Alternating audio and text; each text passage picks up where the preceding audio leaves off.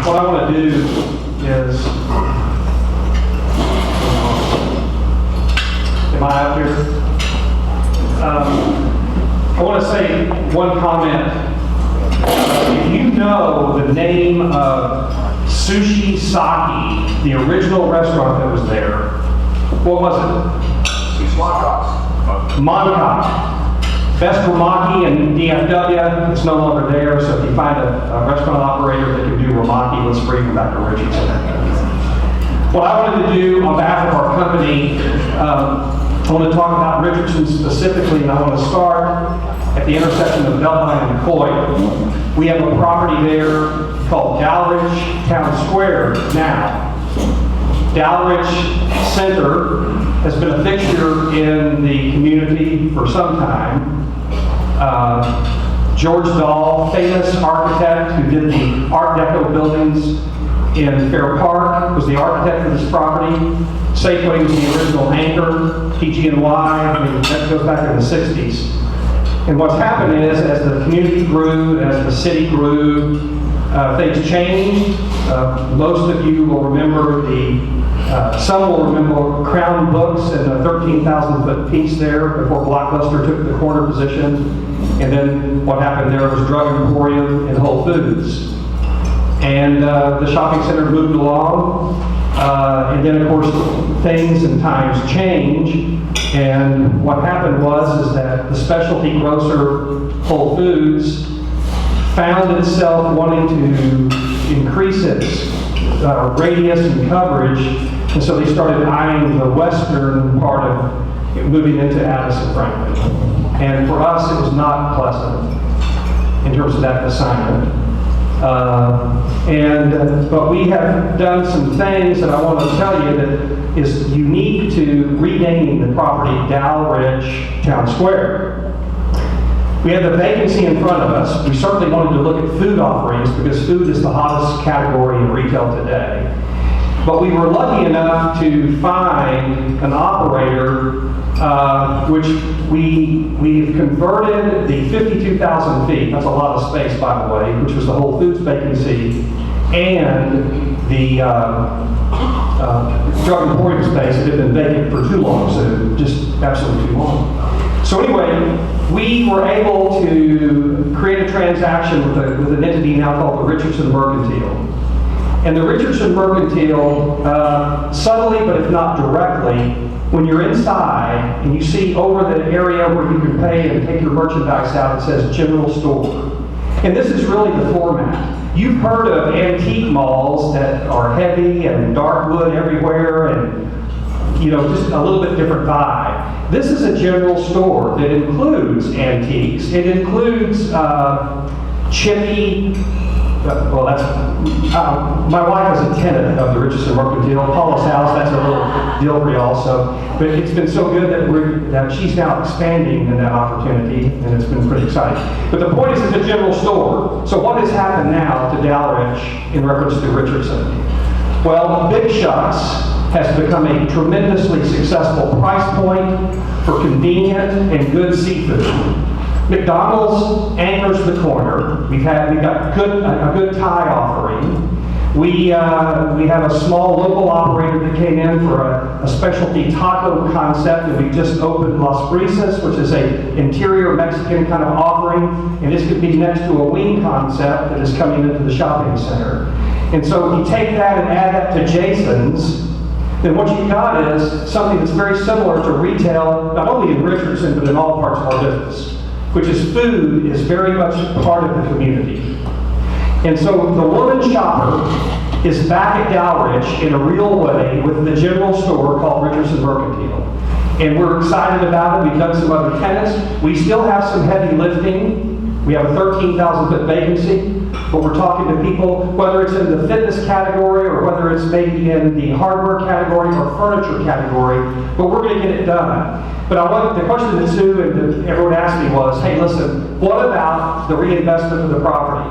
Chairman of our company, Herb Weitzman, clearly has decided not only for this asset, for others that we operate, that we need to reinvest in the communities we serve. And Chris Better looking retail always performs better. So anyway, that's Dallar's story, and I want to do actually 3 other things real fast. Am I still okay for you? Fireman? I want to talk about Brick Road. This is a small leasing assignment that we have, and our agent, Joey Kepler's a name that you and Richardson might know. Joey's back over here. Joey has helped us lease that little, what we call a complementary retail to this multifamily. But here's what you need to know in your community. And by the way, City Line is the poster child of that in a big way now. Public transportation tied with multifamily development that's done well and townhomes has created Brick Road. And so now that there's a bit of maturity, we even thought we were going to do a pad site there. The pads are very hot to sell something on the street. But now David Weekly has taken more of that space. Why? Because I believe it's 99% leased in terms of the occupancy. So this is absolutely living proof that complementary retail to a transit-oriented development works. So that's Brick Road. And by the way, that's a big investment for you people in the audience. L&B, that they control the real estate, and their investment partner in that case is the State of Michigan Pension Fund. So this is serious real estate in the community. Campbell Way, 75. Campbell, that whole world, the beautiful combination of commerce, employment hubs, daytime population, nighttime population, it all sits here at this particular intersection. Thomas can talk about some stuff that's happening with his firm, and there's other things that are going on with Leon Capital, and I can just go on and on, plus what all that already has happened across on the east side of the expressway. But I want to talk about this project because this represents what is happening where locations start maturing, demand increases, and flexibility rules. So private investors get it, taking off the success, and now a 10-year lease renewal with Cafe Brazil, is that what's happened is we've been able to secure in this redevelopment Madison Avenue, an upscale salon suite concept that you've seen on probably every major corridor right now. We're in conversations with everybody from the financial side to additional restaurant operators. Successful Mexican concept that's in kind of lower Greenville area. What is it, Joey? Palapas, pardon me. They're going to be joining the lineup here. But the point here is that each of the buildings will be complementary because right adjacent to it is going to be a upscale, over-the-top Gold's Gym, and I think it's going to have more of an orientation toward Alamo, the artery there, and it's going to be very helpful to this project. So here's an example of finding properties on a freeway complementary to the business community for both daytime and nighttime business. The last one I want to talk about is Breckenridge Corners, because they told me I couldn't have any more. North Star in Renner, another massive and influential growth corridor of the city of Richardson. And this is just an example of what happens in today's climate. This property started construction some time ago, but it was leased before the construction started. It will be leased. And what's happening here, in addition to some service users, it is anchored by, when I say anchored, not necessarily an anchor, but it's supported by medical uses. And medical, along with food, are the shining stars of commercial retail, not only in this marketplace, but around the state. So we're excited about what's happening here. Goodness gracious, from City Line to what's happening. I will tell you one thing I'm excited, and Sue talked about this, it's not our property, but I'm telling you what, when the announcement happens, and knock on wood for Richardson, when Winco gets positioned on the eastern part of the marketplace, not only the fancy new stuff, but all of the stuff is going to be the beneficiary of a great retail market. Thank you very much.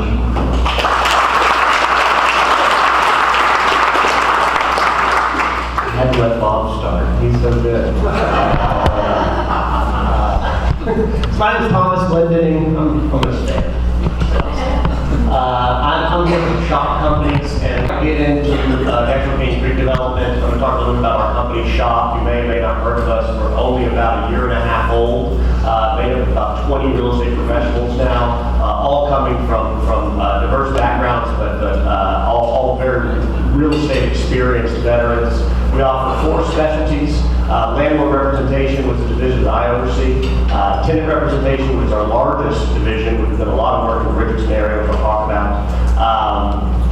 Investment sales, and then also a specialty division, which is a national platform with assets as far west as California, east as DC, north as Michigan, and obviously here in DFW.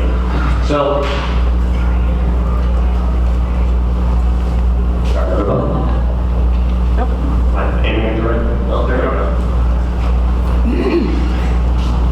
And we'll figure it out eventually. So, Canyon Crossing, or Canyon Creek, this is the northwest quadrant of Campbell and 75. I personally have been involved in the city of Richardson for quite some time with Greenway Investment Company and the shopping center here at the southeast quadrant, which is the east side development.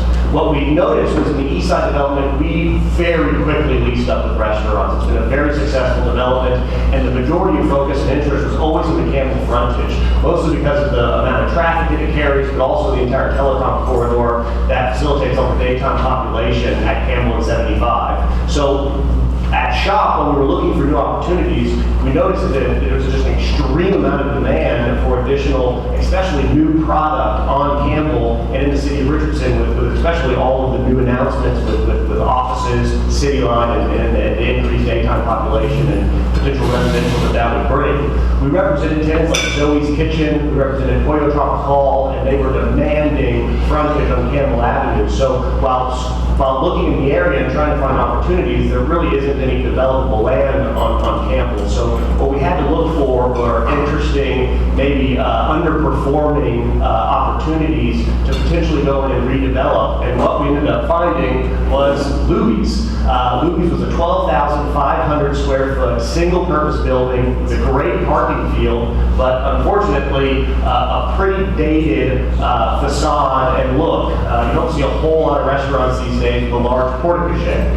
So what we did there was come up with a really great and very attractive contemporary plan to convert the 12,500 square foot Luby's building, work with me, to a very new, attractive glass facade, multi-tenant storefront with very large patio opportunities and just a very more contemporary look in that 12,500 square foot Luby's. If you've driven past Campbell today, the construction is glowing and going. I believe this week we finally got the glass added to the storefront, and the tenant entry funnel was honestly some of the easiest jobs that I've had to work on, thankfully.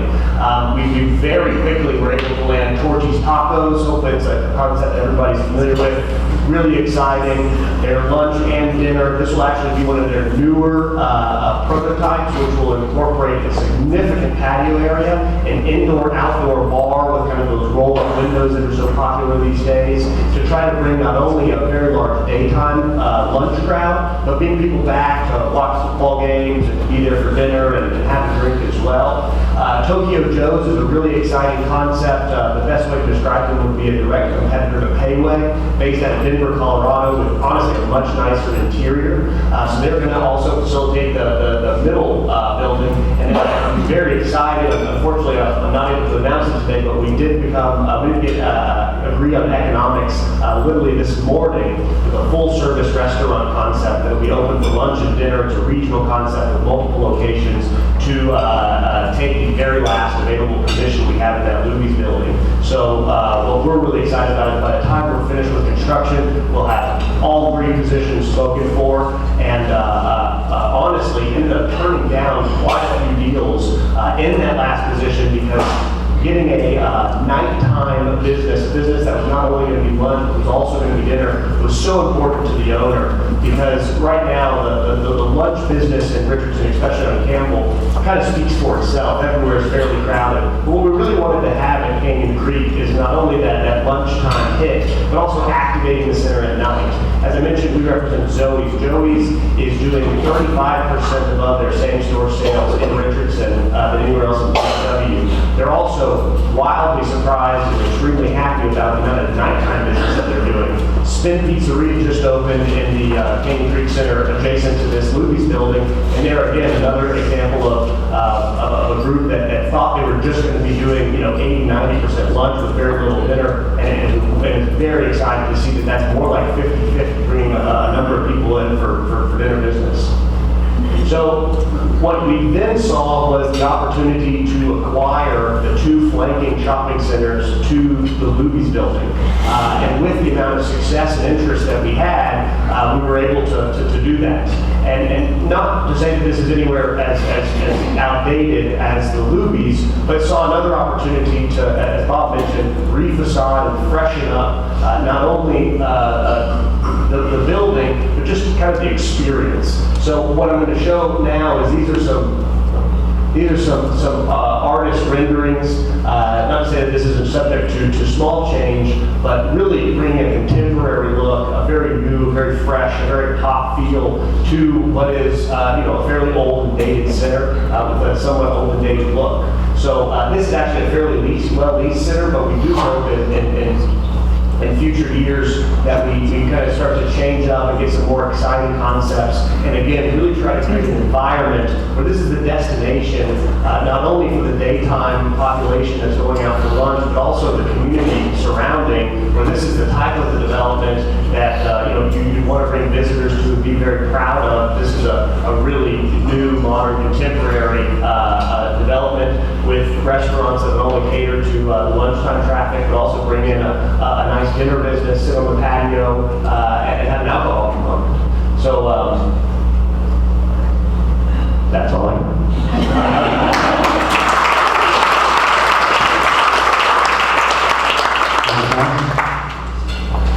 Good afternoon. My name is Kurt Hermanson. I'm the principal and founder of Hermanson Land Development, based in Dallas, Texas.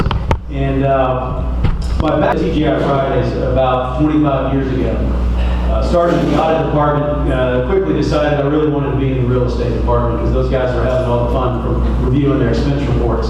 And so went on to head up the development on the eastern seaboard of the U.S. and then ultimately ended up at Rare Hospitality. And so my background has always been steeped in restaurant development and always been interested in restaurant parks, which, believe it or not, I mean, back even in the late 80s, Columbia, Maryland, I remember the Rouse Company developing a restaurant park. It was inspired that long ago. And so through that process, we came across Richardson, Texas, and this is our story on how a project at Richardson Restaurant Park evolved. And I think the evolution theme is a perfect theme for us because while we hadn't taken 6.5 million years that it's taken the humans to evolve, it did take us about 4.5 years. Now, before you think that that's just our incompetence, we've developed about 9 other projects or buildings in that same period. And so this particular project just seemed to be a little more complicated, a little bit harder for us. We're lucky in that we hit it at the perfect time. You may wonder what these 3 pictures have in common. Well, 2 of the 3 of them were done in less time than it's taken us to do Richardson Restaurant Park. The Great Depression is a good motivator for one of them. And the one that didn't get done, which is the cathedral, the Sagrada Familia, is still under construction after 133 years, and they've had a civil war and lost their architect and some others. So they've had some good excuses. We started in the winter of 2010 looking at this project, and at that time the moratorium, if you all recall, had just passed in what was to become the overlay district. But we had identified the site then primarily because I was coming and going through Richardson, and then with a restaurant background, I kept wondering, why aren't there more restaurants in the city of Richardson?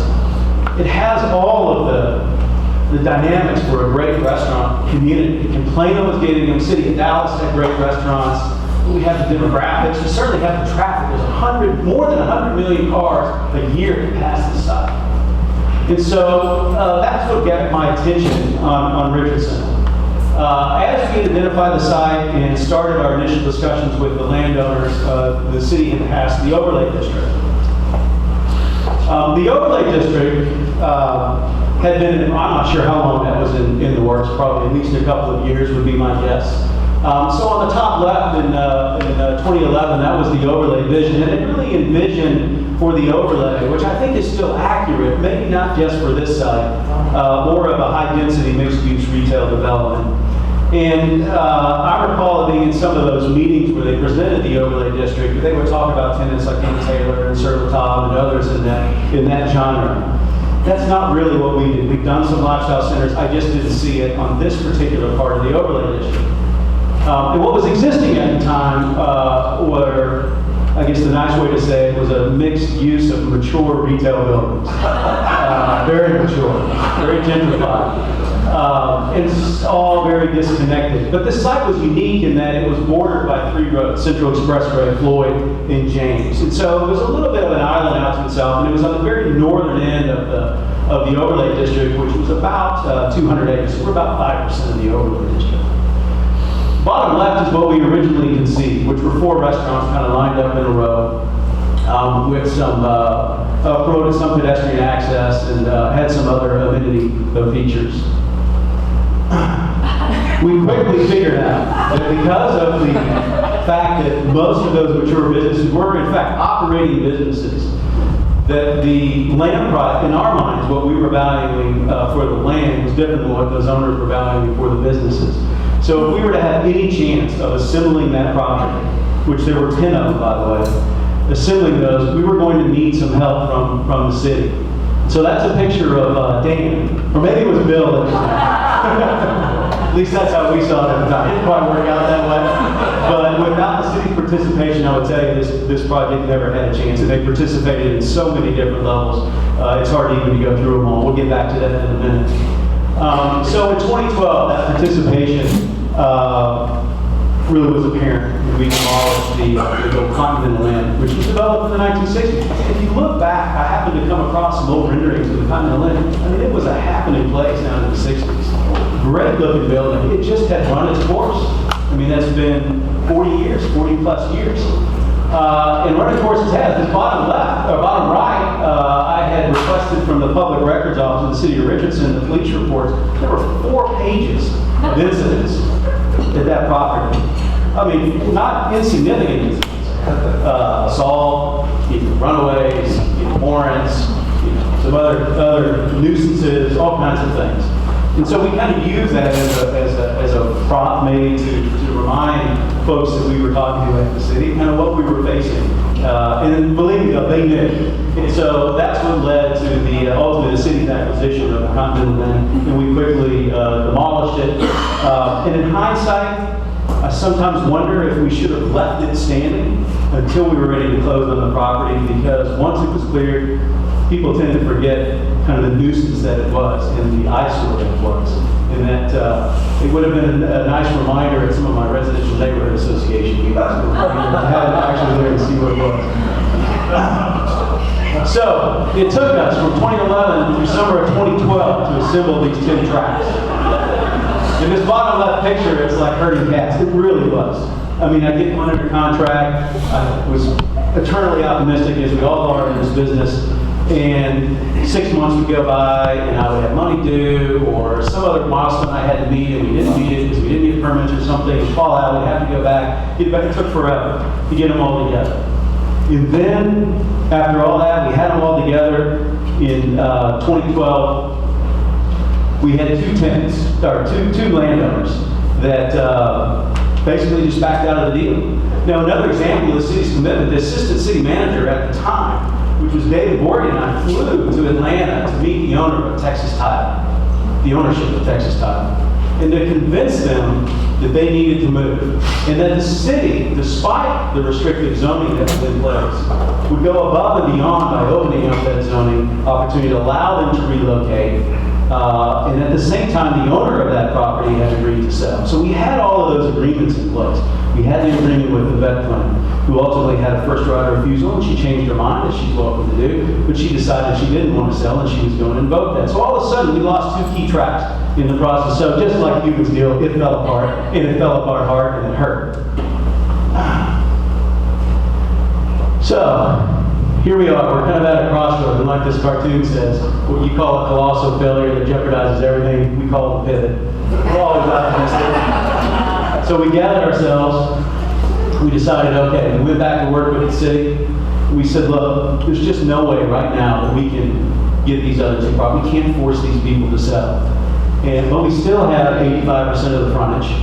And we can still pull this project together. And you never know, ultimately, these properties might come along. And so we came up with a plan that worked with or without these properties. The goal being that should they decide to come along in the future, we'll be able to fold them into the development. And so in the bottom is the concept plan that we elected to go forward with.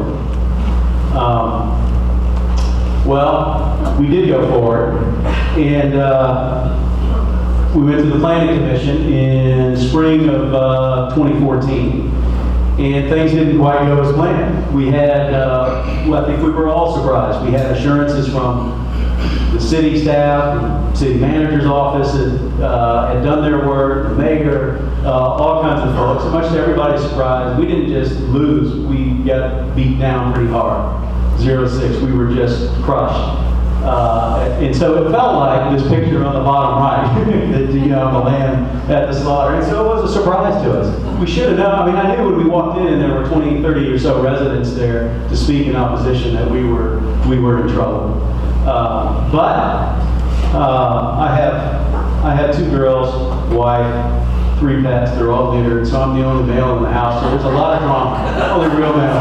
We have a lot of drama. Like my oldest daughter, who's 15, who really has a lot of drama, says, keep calm. I mean, that's her hallmark signature. So she'll say, keep calm, don't panic.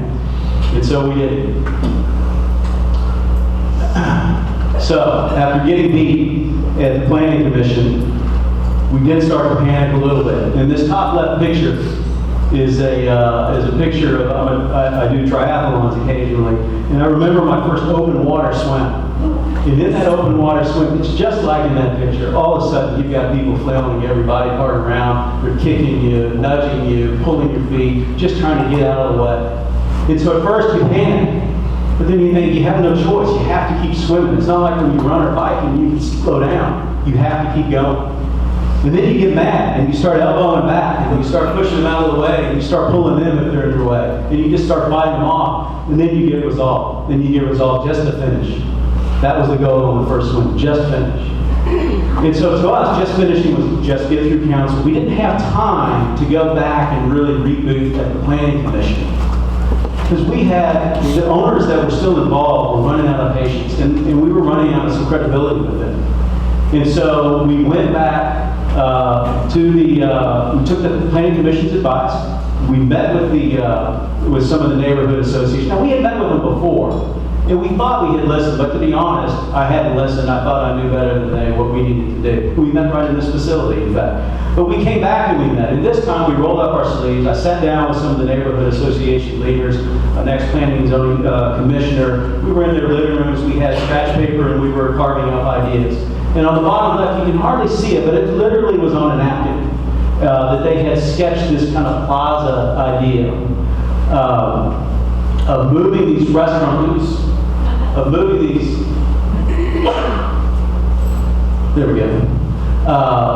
these restaurants around a greater amenity area, a plaza with a signature fountain feature that really identified the site. With getting rid of all the sign clutter, having 2 marquee signs, but nobody liked the word eat, so we got rid of the eat monitor. And enhancing the architecture, adding a portal. The bottom left is a portal for the residents' entrance in the back. I mean, there are 30,000 residents or so within a mile. I can't remember the number. Jason's been very helpful too in helping us with gathering a lot of the information we need. And one of the struggles that we had is that they get 4.5 years, and by that point, any tenant we were talking to was like, well, I'm just going to go up to Campbell Road because there's a deal there and it's ready to go. So we were losing credibility. But you know what helped us? I mean, we got lucky. I mean, the tide was rising. We started in 2010, really got started in earnest in 2011. And we're in the great state of Texas. We're in the Dallas, North Texas region. And then the city of Richardson. City line really wasn't even on our radar at the time we started looking at the city. So the tide was just rising the entire time. And that's really where we got lucky. And so in the meantime, here we are today. That picture on the top left was taken this morning. We've taken down 2 of the 4 buildings. We got 2 more to go after a couple of tenants move out. We've started construction in earnest. We have 2 tenants signed, The Rock and Verts. The Rock is a full-service, 2-story dining concept with a mezzanine patio and a big patio on the plaza level that would be fantastic for the community. We have several other tenants that we're in conversation, actually a couple of lease with that we're not quite ready to announce. But we're not done, and that's why I like the Cowboys. We still have to finish the fight. And finishing the fight to us is completing the project and bringing the right kind of tenants to the city of Richardson. Thank you very much.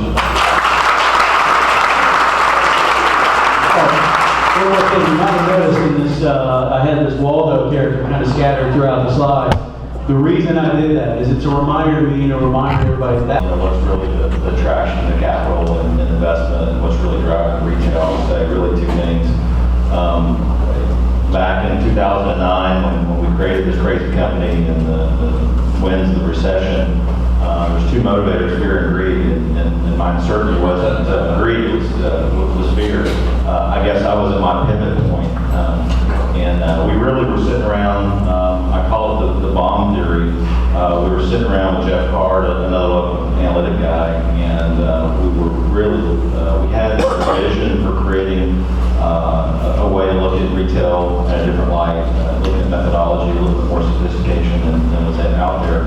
What the bomb means is it's a barrel monkey, and if you know how the barrel monkeys work, kind of pour them apart and you hook them together, and that was a little bit what we were doing on an napkin, creating a methodology that we now use. We've got over 60 clients. I just flew in from Salt Lake City working on about $1.5 billion project, and it really started with Richardson as one of our first clients. So what a great story. But I would say that really what drives success is the leadership here.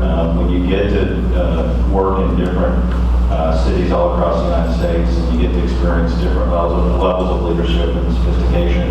And I'm not saying that because you guys are sitting here, but I'll tell you that as a developer or a broker, the political risk is real. I mean, Kirk just walked through 4.5 years of significant political risk, and when you have financial risk without good city leadership, deals like City Line and Richardson Restaurant Park and some of the public-private projects that are done just can't get done without good leadership.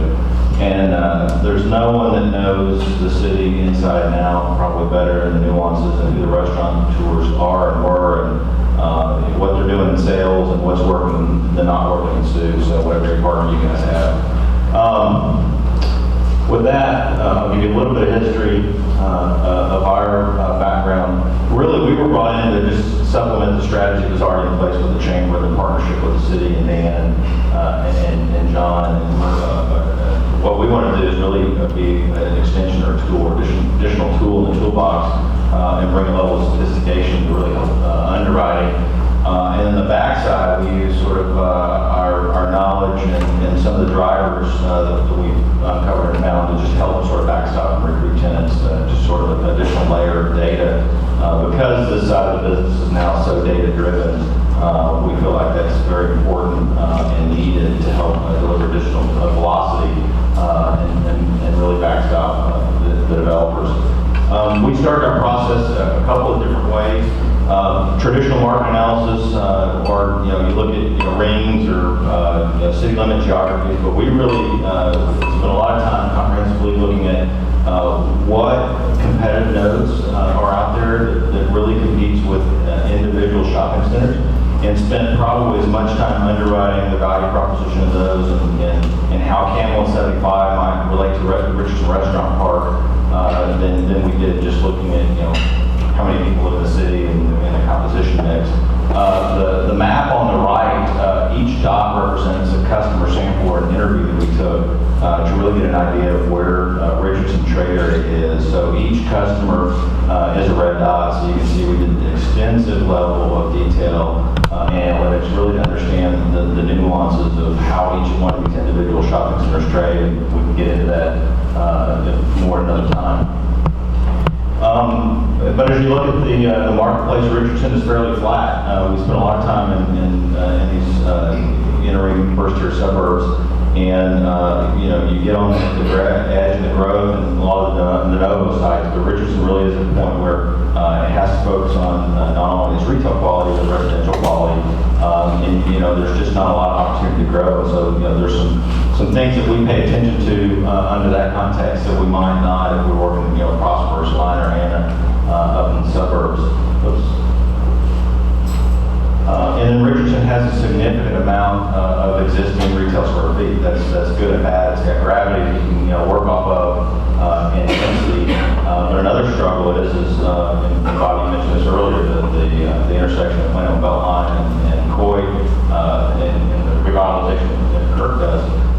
These are tough projects. I mean, you're dealing with existing income streams and physical constraints of properties and shells and height limitations when you want to redo boxes. And so, putting together a retail strategy, either as a developer or the city, is really complicated because you've got to work through all the nuances.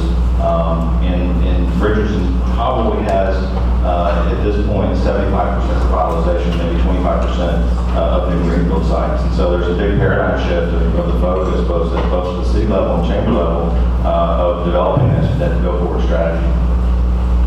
We spent a lot of time looking at both income, median and average income, and population characteristics. And I'll tell you, when you look at those two, Richardson is not the most affluent community in Dallas-Fort Worth, nor from a population standpoint does that necessarily have the greatest density. And so when you're starting to look at analytics and developing the value proposition, you've got to really figure out what is that story that you can tell that really is the difference. What we found with the nuances is when you look at the traffic counts and the workforce in addition of projects like City Line, and couple that with the purchasing power, which is both population and income, there's not a market in Dallas-Fort Worth that can compete with Richardson. And for us, that's really been the winning story, is aggregating sort of the big picture and not looking at sort of individual statistics alone.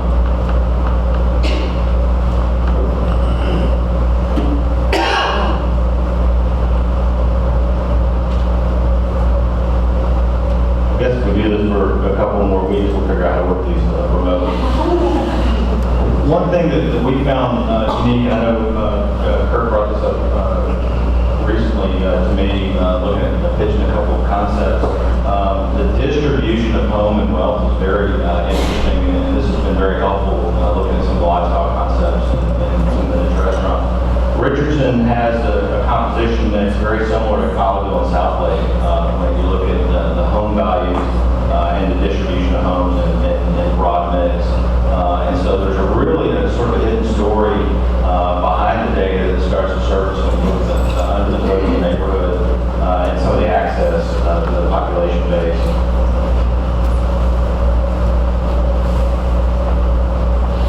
And then I think part of the story, if you interview some of the corporate campus guys and what's driving some of the retail, is really the interesting mix of the distribution of the knowledge workers, and that's what some of the major campuses like State Farm are looking for. They're also looking for context.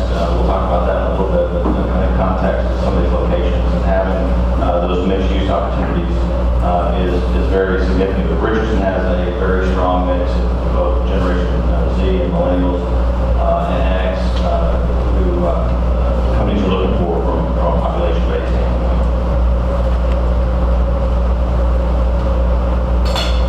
And so part of what we're looking at is what are the next retail trends? What's really driving some of the markets? Obviously, mixed-use properties, integrating the residential and commercial. That was a big thing with City Line that Bob, you talked about that around the station as well, how important that residential component is. There's probably not a mixed-use center or successful center where we're not seeing 150 to 200% increase in performance when you can integrate it around commercial or create stronger commercial connections between the residential neighborhoods. Cyrus Waters is a project that we're working on.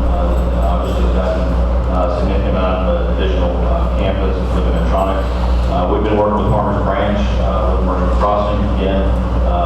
There'll be some big applications for residential, and then obviously City Line. But as you're going going through here, the brick and mortar retailer has radically changed significantly as well. There used to be a very strong middle, but now it's either, predominantly either value oriented or strong service and quality and TI and finish out requirements. And so, really, there's a big opportunity in Richardson to look at the revitalization opportunities. Bob, you didn't necessarily correct me up the slide, but certainly medical uses we're seeing is strong drivers and sort of new anchors other than sort of these destination niche restaurants. And so there's a couple of projects. We've been active in Richardson for a while and then working behind the scenes in projects like City Line. But we're also seeing very sort of unique, nuanced project. Crystal Springs is a project we're working with on the Trinity River.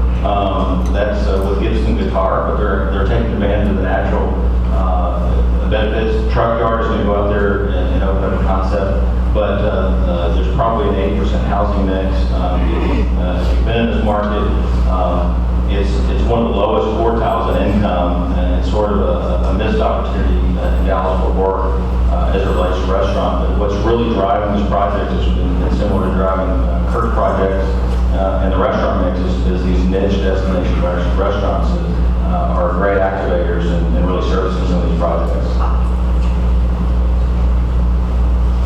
And so part of our process has been taking all the data and analytics and really figuring out how to use the data and the physical nuances and the changing demographics, which certainly are occurring and putting them together packages to help underwrite these markets and partner pursue on very specific strategic locations. And so we're working intersections like Plano Beltline and the Courtyard Road Corridor, helping activate and implement part of the Spring Valley Plan, looking at opportunities in downtown, of revitalization in downtown, and then backstopping projects like Kirk, which is a really public-private partnership that's been important to the city.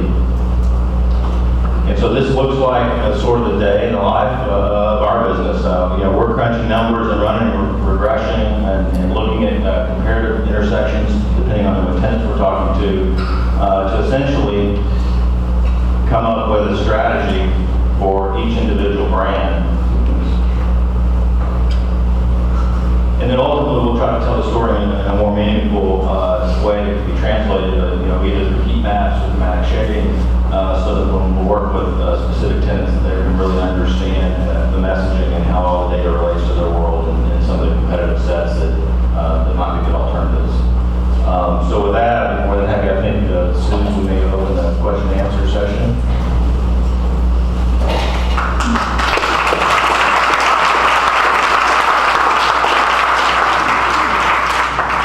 Do we have any questions? Charles? Wasn't that long ago that you couldn't go to a restaurant to buy alcohol unless you were a private club. How much of a difference does this make in your development? You're spending time to make development. Now that's been no longer now again. How big a difference is it? And what we see because these type of investment, if that's the case today as it was 10 years ago. I don't know if I have specific data, except by example, we have a couple of projects in Frisco, Texas, and they don't have a late night ordinance yet. And there are specific restaurants, full service, with 20 to 40% bar business, reputable, that have turned away from Frisco for that very reason. I'll let these guys answer, but I think the fast casual guys, it probably doesn't affect them too much. But the full service restaurants, I would think for certain to keep them from investing in Richardson and ultimately keep us from investing in these type of projects. I would agree. I would say it's hugely important, and even from an ownership perspective, it was very important for us to have, as I mentioned in my presentation, we actually turned down some fast casual concepts being Chipotle being probably the best example of what fast casual is. Fast casual typically does about 80% lunch restaurant and very little dinner, because there's really not an experience when somebody goes out for dinner. For dinner, people want to see more of a full service restaurant, and full service really has to have that alcohol component to really time, even if they're only doing 10, 20, 30, 40% of their business in alcohol, it's also very important to the user because their typical margins on alcohol sales is usually at the 70% rate, very, very high. And if you think about your typical group or your typical, going on a date night, you might spend $15 on an entree. If you have 2 drinks, you probably actually spend more money on alcohol than you have on food, even though you're only having a drink or 2. That's very important to the experience that a lot of people want to have on a Friday and Saturday night, the type of environment they want to spend in a shopping center. So I don't think we would have the tenants and the nighttime experience that we would have if we were not able to let them sell alcohol. Thank you. I have a question for Jason. In your metrics, you didn't list Plano. Was there a reason for that? It depends on which tenant that we use for an analog, but I would say that when we're looking at recruiting individual tenants, Plano is definitely in our window. The comparative slide was specifically for another use in the audience, and they already had a location in Plano, so we didn't include that for another specific reason. But I would say that Plano is extremely competitive. I think the biggest issues locally that we worked up against, we've been very successful, is Concrete in Plano. There's still significant restaurant sales and alcohol sales. There's off the charts. Garland Firewall and then North Park Mall. Those have been the biggest nodes that we really compete with on a lot of the projects. And now that Beltline and Tollway has been sort of evolving and maturing, there's a lot of those areas that Plano is certainly a significant factor in what we do. Kurt? One of the biggest challenges to me seems to be parking for any of these developments. Do you see that there's going to be people moving towards mass transit to get away from this problem?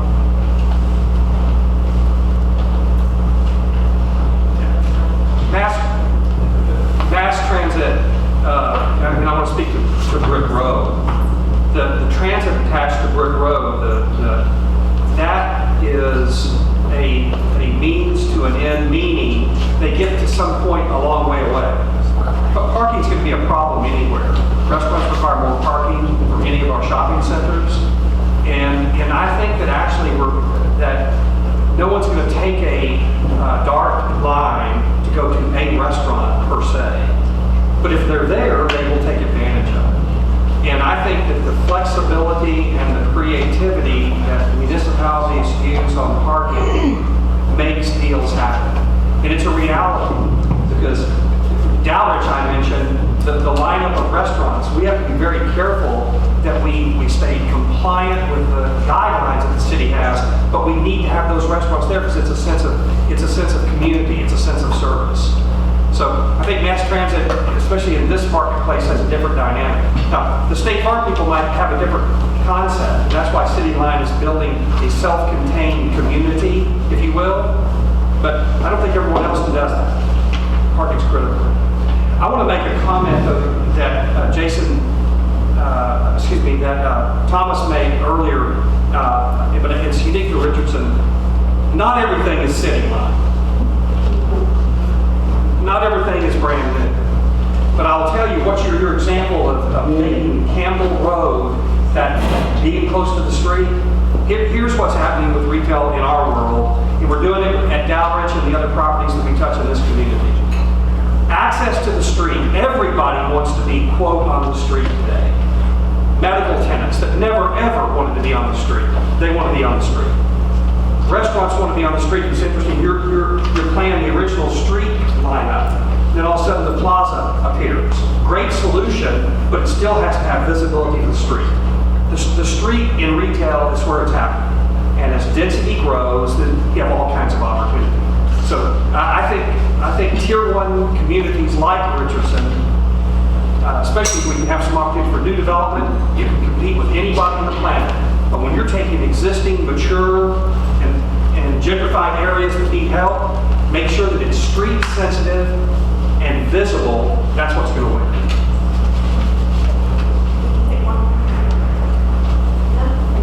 Thank you, guys. Really.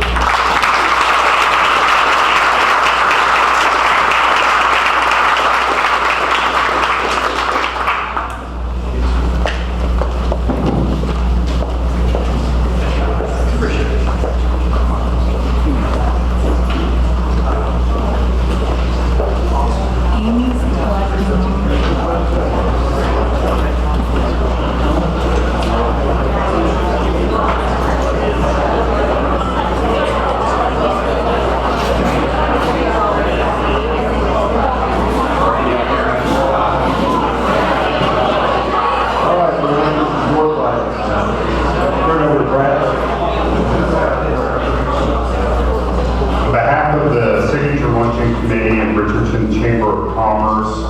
Sue Walker's already presented a small gift as a thank you to the panelists. We appreciate y'all's insight on Richardson's retail development. Ladies and gentlemen, again, let's give them one more round of applause.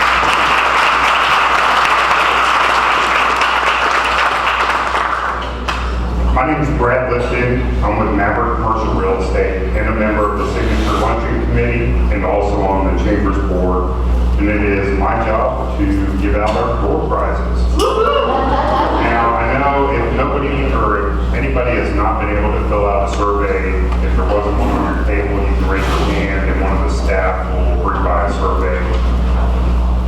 Okay. We won't wait long. So let's go ahead and draw. For the first prize, we're going to draw, we've got two different watches. We've got one men's from Fossil and one woman's. Yeah. I was going to have Cindy draw. You get the circle. Okay. All right, Frank Mulvihill, I don't know if you can see. Frank Mulvihill. Come on, Frank.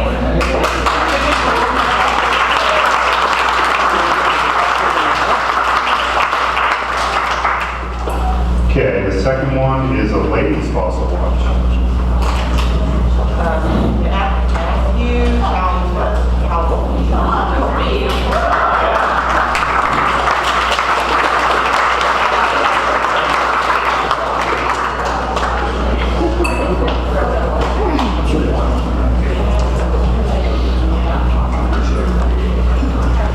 Okay, so the next prize is a gift certificate to Marcus Cafe. Yeah, Taylor.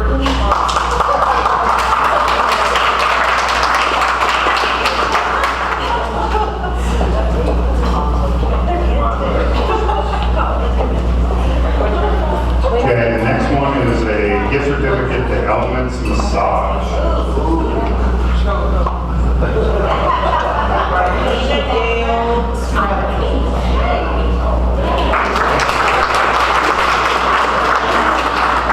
Okay, we got 3 more prizes. We've got Kababi Mediterranean. Nat Fisk.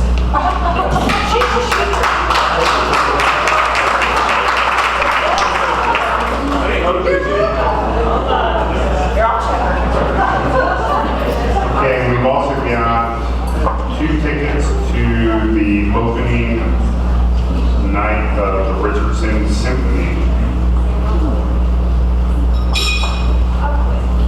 Melissa Baxter.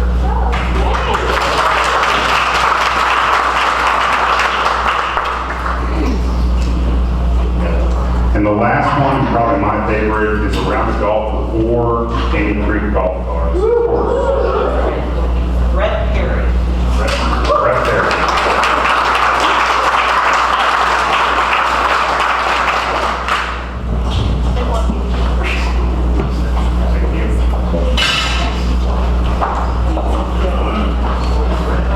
Now, I'd like to mention that our next luncheon will be a blockbuster panel on October 1st at this location, which is labeled Ask the C-Suite, which will feature the COO of Fujitsu Network Communications, the CEO of Globe Ranger, and the CEO of Ventahood in a discussion of key issues around management and operation of the company, the role the top executives play in the company, and the challenges they face in the day-to-day operations of a business.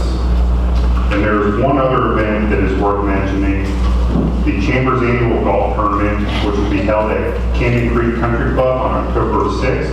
There are plenty of sponsorship opportunities available as well as player spots. So see a member of the Chamber staff or check out the website for details. Thanks again to Sue Walker and for our panelists for an outstanding program. Thank you guys for attending. We are adjourned.